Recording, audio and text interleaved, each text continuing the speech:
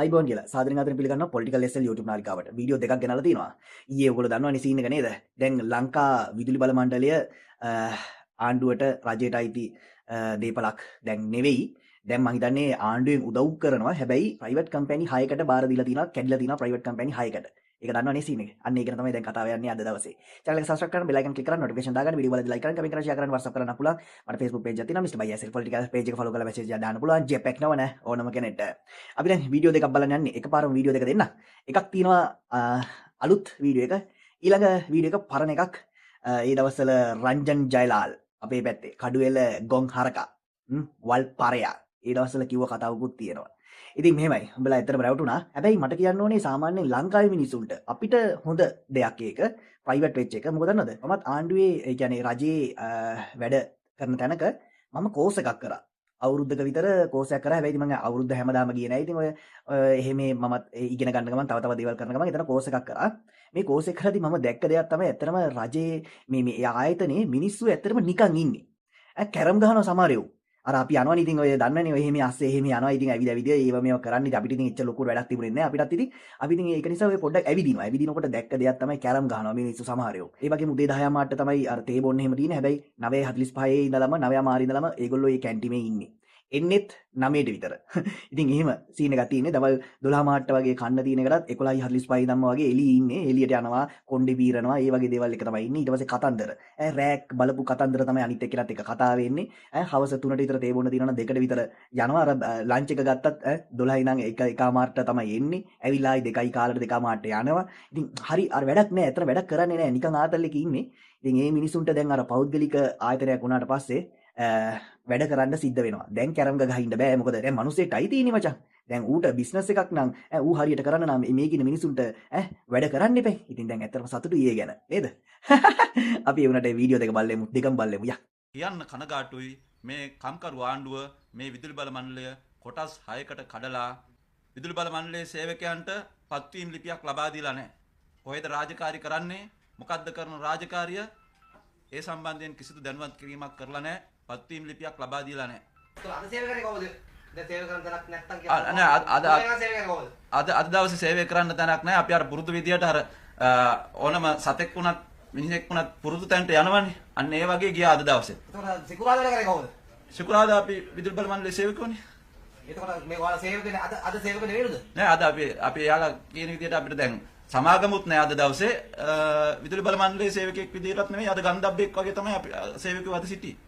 ඒ කියන්නේ තුනේ ඉඳන් මේ අඛණ්ඩ වර්ධනයක් කරනවා කියන්නේ වර්ධනයක් නෙවෙයි ඒතකොට. ඒ කියන්නේ වර්ධනයක් නෙවෙයි තැනක් නෑ. පත්වීම් ලිපියක් නෑ. මොකවත් යන්න තැනක් නෑ. හර. දැන් ඔයාලා කියන්නේ හෙට වැඩට ආවත් ඉන්න තැනක් නෑ, කරන්න දෙයක් නෑ. හෙට වැඩට ආවත් ඉන්න තැනක් නෑ. අපිව බලන්න ඉහළ අධීක්ෂණය කරන්න නිලධාරියෙක් නෑ. කිසිම වගකීමක් කරන්න නෙවෙයි මේ කටයුතු තිබ්බා. ඊයේ රෑ 12 කිසි අවුලක් නෑ. අවුලක් නෑ. විදුලි බල මණ්ඩලයේ සේවකයෝ අපි එතක. ඊයේ රෑ 12 සිට තමයි අද කිසිම වගකීමක් ගන්න නැතුව මේ වැඩේ කරලා තියෙන්නේ. ඒ කියන්නේ ඔය සියලුම සේවකයන් කරද නැත්නම් වෘත්ති සමිතිය කට්ටිය විතරද නැත්නම් සියලුම සේවකයෝ කාටවත් යන්න දන්නේ නැහැ. කාටවත් යන්න දන්නේ නැහැ. නැහැ. පත්වීම් ලිපියක් නැහැ. මණ්ඩලයට ඇවිල්ලා සේවක අද වැඩ කරන්නේ නැද්ද? නෑ වැඩ කරා කියන්නේ අර පුරුද්දට වගේ නිකන් ඇවිල්ලා හිටියා. කරන්න ටික කරා. පුරුද්දට වගේ ඒ වුණාට වගකීමක් ගන්න නිලධාරියෙක් නැහැ.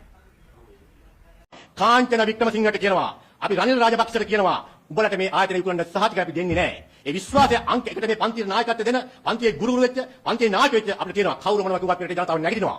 ජනතාව කියලා කියන හරියට සබහාදාම වගේ පරිසරය වගේ ජනතාව නිශ්චිතව නැගිටිනවා. ඒ ජනතාව නැගිටීම වෙනුවෙන් ඒ ජනතාවගේ හදවත් අවදි කිරීම වෙනුවෙන් පසුබහින් නැති පසුබහින් උත්සාහයක් අපි තුල තිබෙනවා. අපි විශ්වාස කරන නිසා අනිවාර්යෙන් උඹලගේ පාර්ලිමේන්තුවක සම්මත කරගනින්න. මොකද අපි දැන් සුදුදාන නැමෙට උසපි ව්‍යාපාරිකයද මේ ආණ්ඩුවෙන් ඉල්ලීම් ඉල්ලන්න.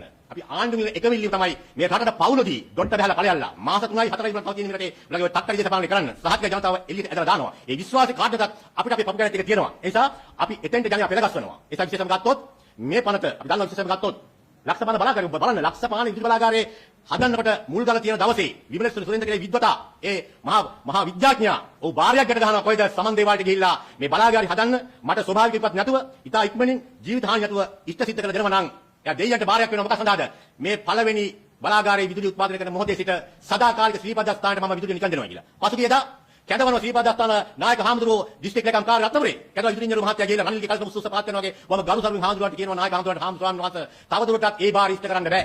අපිට සිද්ධ වෙනවා බිල ගෙවුව නැත්නම් ශ්‍රීපාදේ ලයිට් කපන්න කියලා. මාක් කියලා දෙනවනේ සුද්ධ උසියල්ල කෙලසනවායි කියලා. ආම්දුරෝ කියනවා උඹලට ගෙවන්න බැරි නම් අපි කියවන්නෙත් නැහැ කියලා. ඉන්ජිනේරු මහත්තයා කියලා දැන්ටත් ඔබ වහන්සේ රොදන්නවට මාස 5ක 6ක ඉඳලා ජනාධිපති අනුමතියෙන් තමයි මේ ශ්‍රීපද දස්තන්ද බිල ගෙවන්නේ කියලා. ඇයි ඒ? දැන් මේ ආණ්ඩුවට එතෙන්ට වෙන්න දෙයියන්ට වෙච්ච බාරවත් අඩු ගන්න කරගන්න බෑ. ඒ නිසා අද සියල්ල විකිණීම තියෙන්නේ. දෙයියන්ට වෙච්ච බාර මොකද අපි දැන් උස්සන්ගොඩ අර රාම කෝවිල් හදනවා. තව කොයිද තව කෝවිලක කියලා ලංකාවේ ඒක කතරගම දෙයියන්ට අඩු ගානේ කතරගම දේවාලේ පහුදු කරගෙන ආණ්ඩුවක්.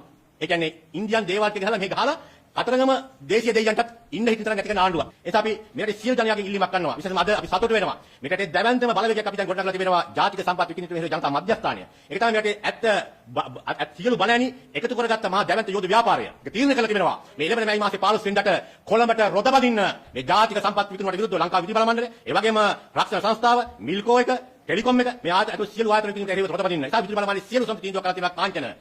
ඔය බය තියාගන්න. ඒක හොඳයි. අපි වාට බය නැහැ. අපි කාංචන එයාගේ අනිකාවට අපි පත් කරගත්තට අපි කාංචන අපේ අනිකාවට පත් කරගන්නේ නැහැ. මේක අපි වෙනස් කරන්න ඕන. මේ පාලකව පන්නන්න ඕන. මේ පාලක ඉස්සර දණින් වැටිලා අනේ පනත පාර්ලිමේන්තු සම්මත කරන්න එපා කියලා අඬාවට අපි සූදානම් නැහැ. මොකද පාර්ලිමේන්තු සම්මත කරත් එළියෙ මේක සාක්කයි පරාද කරනවා. ඒ නිසා මේ පනතේ වගන්තිය. මොකද වගන්තිය? මේ පනත පාර්ලිමේන්තුවේ සම්මත උවද ක්‍රියාත්මක වීම සඳහා ආරම්භය ගන්නේ මාස 6කින් පසුව කියලා. අපි කාංචන මේ පනත සම්මත කළොත් අපි අධිකාරියට ගිහිල්ලා තිබෙනවා. අපි අධිකාරියේ යුක්තිය සාධාරණ ඉල්ලලා තියෙනවා. විශේෂයෙන්ම ආණ්ඩුක්‍රම ව්‍යවස්ථාවේ මෙරට අයිති උල්ලංඝනය කරලා තිබෙනවා. මෙරට ජනතාවගේ අයිති උල්ලංඝනය කරලා තිබෙනවා.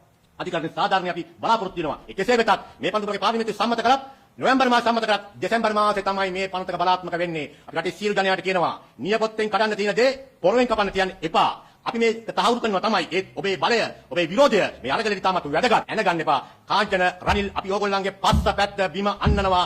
කාට අත තිබ්බත් බලශක්ති ක්ෂේත්‍ර අත තිබ්බොත් නම් අපි සහතිකයි අන්නනවා. යන්න ලැහැත්තිලා ඉන්න විකුණලා පැනලා ගිහිල්ලා මේ සමාගම් වලට දීලා සමාගම් ලාභය අරගෙන ඒ රටවල ජීවත් වෙන්න ඒගොල්ලෝ හදනවා නම් ඒකත් අපි කියන්නේ නැහැ. ඒ නිසා අපි ඉල්ලීමක් කරනවා ලංකාව විදිහට බලන්න සියලු සමිති වලින් සමාජිකයින්ගෙන් රටේ සියලු ජනයාගෙන් මේ අවදානම තේරුම් ගන්න. මේ මහා විනාශය තේරුම් ගන්න. මේ විදේශීය දේශපාලන බලපෑම බලශක්ති ක්ෂේත්‍රයට කරන විශ්වාස කරන්න. ඒ නිසා 15 වෙනිදාට ජාතික සම්පත් විකිණීමට එරෙහි ජනතා මධ්‍යස්ථානයත් එක්ක කොළඹට රොද බදින්න කියන ඉල්ලීම අපි හැමෝගෙම ඉල්ලනවා. රංජන් ජයලාල් පරයා ඒ දවස්වල කිව්ව කතාව මතකද? අම්මට සිරි කිව්වලු අපි එනවා කොළඹට රොද බදිනවා අපි මේක ප්‍රයිවට් කරන්න දෙන්නේ නැහැ අරකයි මේකයි හෙන්න සද්ද. තව වීඩියෝ තියෙනවා ගොඩක් තියෙනවා ඔයාලට Facebook එකේ සෝෂල් මීඩියා වල TikTok වල අර එහෙම ඇවිදිනකොට යනකොට කැරගෙනකොට ඔයාලන්ට තව වීඩියෝ පෙනේ. මම ඉතින් ඔක්කොම වීඩියෝස් ටික අරගෙන ආවේ නෑ. මං අරන් ආවේ ඉතින් අර වැදගත් කියලා හිතෙන අර එක වීඩියෝ එකක් විතරයි අරන් ආවේ. මෙමයි දැන් ඉතින් මොකද කරන්නේ? හැබැයි ඇත්තටම හොඳයි. දැන් ඉතින් හැබැයි ඉතින් අර ඒ දවස්වල වගේ අර සෙල්ලම් නෑ ආතල් එකක් නෑ. දැන් ඉතින් වැඩ කරන්න ඕනේ.